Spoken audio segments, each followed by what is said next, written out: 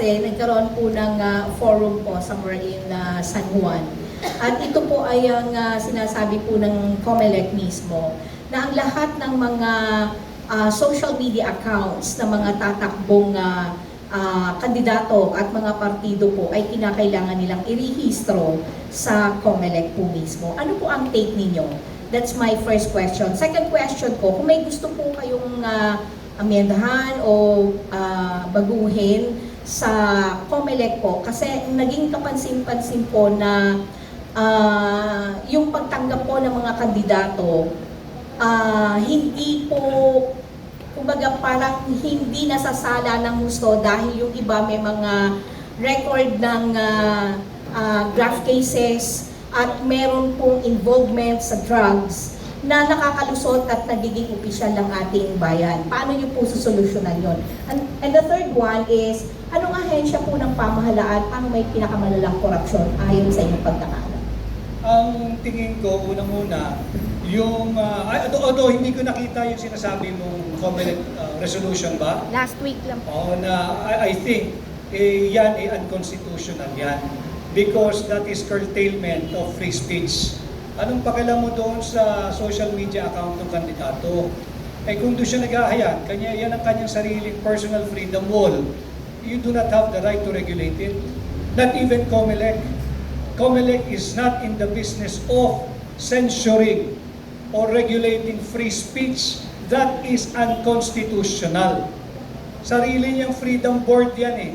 Ngayon, kung may linabag siyang batas, revised penal code, cyber libel law, di kasuhan ng na-libel. But it's not for the COMELEC to police yung ating personal freedom spaces. Anong gusto kong makita sa COMELEC? I want to see a hybrid form of election. Manual counting sa precinct level, automated ang transmission. As for the qualification, walang magagawa ang COMELEC because it is the Constitution that lays down the minimum qualification for a candidate to be able to file his or her candidacy.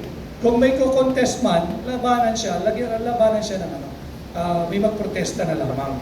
And then anong ahensya? The Pinakamalala. most corrupt now in government that you see. Nagsisiksikan sila sa number 1. Sa totoo lang. Ano-ano po yun? Nagsisiksikan sila sa number 1. Name it, DPWH, yung issue ngayon sa ayuda sa IX using DSWD, ang dami. And both houses of Congress, dahil nga yung liquidation by certification, lahat nag-uunahan sila. Ay, follow up sa tanong ni Cathy. Even the BIR, an official of the BIR, he was, let me just put it this way, he was thinking aloud na bagsak yung kanilang collection, hindi nila mamimit yung revenue. Pero may tanong siya, bakit kami sa BIR nagkaroon ng 22% increase in collection? I mean, tumaas yung collection efficiency nila ng 22%. Samantalang ang Bureau of Customs 3% lang. Meaning yung BIR naglalabas na rin na hinagpis na sa balikat nila yung revenue target, samantalang yung kasama nilang supposedly nangongolekta din, bagsak din yung efficiency in terms of collection. So na hindi maiwasan ng opisyal na yun, kami 22% efficiency, ito 3% lang. So doon mo makikita na wala sa tono. Follow up sa tanong nila, may nagtanong